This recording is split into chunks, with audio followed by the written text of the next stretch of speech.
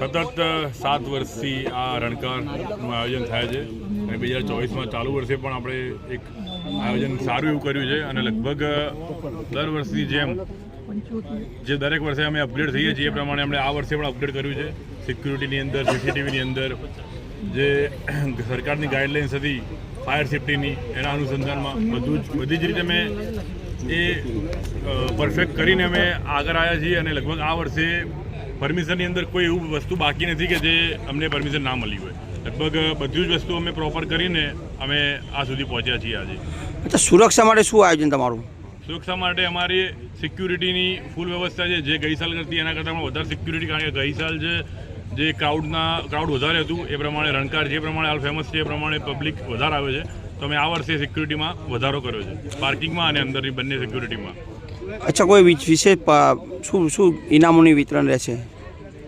ઇનામો વિતરણમાં વિશેષ નથી, પણ ઇનામો લગભગ અમે જેટલી કેટેગરીમાં આપતા હતા 3 કેટેગરી આ વખતે વધારે આપવાના છીએ. બરાબર. ગૃહ રાજ્યમંત્રી હર્ષ સંઘવીએ 5 વાગ્યા સુધી ગરબા યોજવા એવો અહેવાલ છે, એ બાબતે આપ શું કહેશો? ગૃહમંત્રી હર્ષ સંઘવીએ જે કીધું હતું એ પ્રમાણે એ ગરબા લગભગ સાઉન્ડ સાથે નથી. સાઉન્ડ સાથેના ગરબા તમારા મેક્સિમમ 12:30 સુધી તમે ચાલુ રાખી શકો. પરમિશનમાં એવું છે એટલે અમે 12:30 થી 12:30 સુધી ચાલુ રાખીશું. એનાથી વિશેષ થશે નહીં. પણ અમારા જે મંડળીનો કાર્યક્રમ જો યોજવાનો થશે તો એક ગરબા ગાઈને એક ઢોલક અને શરણાઈ સાથે અમે કદાચ લાંબુ ખેંચી શકીશું. કેટલા વાગ્યા સુધી રહેશે ગરબા ચાલુ? ગરબા 8:30 થી 12:30 સુધી. આપનું નામ? ઉત્કર્ષ પટેલ, પ્રોજેક્ટ ચેરમેન છું રણકાર ઇવેન્ટનો.